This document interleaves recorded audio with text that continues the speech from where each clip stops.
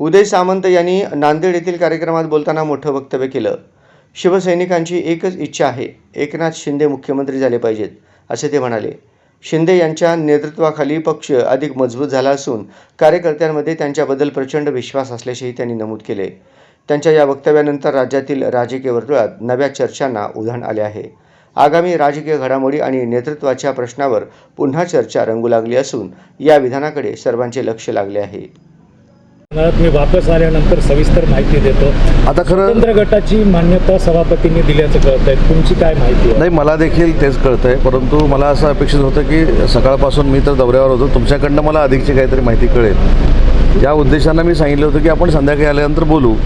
मला असं वाटतं की सकाळी जे मी सांगितलं होतं तीच भूमिका आहे की एखादं नेतृत्व जर कोणाला भेटत नसेल, एखादं नेतृत्व पक्षाच्या अडचणीच्या काळामध्ये बाहेर पडत नसेल, संवाद साधत नसेल आणि मग जर 6 लोकांनी दुसरीकडे जाण्याची इच्छा व्यक्त केली तर त्याच्यामध्ये काय वावगं आहे असं मला वाटतं. आता पुढे आमदार आणि नगरसेवकांसाठी ऑपरेशन टायगर चालू राहणार आहे असं? नगरसेवकांसाठी तर काहीच आवश्यकता नाही. रोज नगरसेवक आमच्याकडे प्रवेश करत आहेत. आता आमदारांची इच्छा असतील तर ते ठरवतील आमदार. आहे कोणी संपर्कात असे आमदार? आजपर्यंत तर नाही आहे. योगेश काका साहेब, एकच प्रश्न.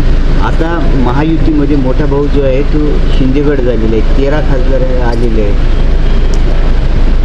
मोठा भाऊ छोटा भाऊ याच्यापेक्षा महायुती ही आमच्या दृष्टीनं महत्त्वाची आहे. आणि देवेंद्रजी, एकनाथ शिंदेसाहेब हे अतिशय चांगल्या पद्धतीनं शिवसेना भाजपची बॉन्डिंग करून युती चालवत आहेत. आणि आता सुनेत्राबाईंनी देखील राष्ट्रवादी घेऊन आमच्यासोबत आहेत. त्याच्यामुळे तिघांचंही अतिशय चांगल्या पद्धतीनं कोऑर्डिनेशन आहे. भविष्यातल्या देखील सगळ्या निवडणुका आम्ही महायुतीनं जिंकणार आहोत. मुख्यमंत्री म्हणून पुन्हा एकनाथ शिंदे होतील असे आता साहेब सकाळी उत्तर दिलं ना मी त्याचं. मी त्याचं उत्तर असं दिलं, मी आता हेमंत पाटील साहेब या दोघं इथं आहोत. शेवटी आमच्या दोघांच्याही मनामध्ये हीच असणार की आमचे नेते हे सर्वोच्च पदावर बसले पाहिजेत. त्याच्यात काही वावगं नाही.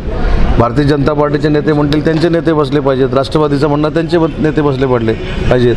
तेव्हा आमची शिवसैनिकांची हीच भावना आहे की माननीय एकनाथ शिंदेसाहेब हे सर्वोच्च पदावर बसले पाहिजेत.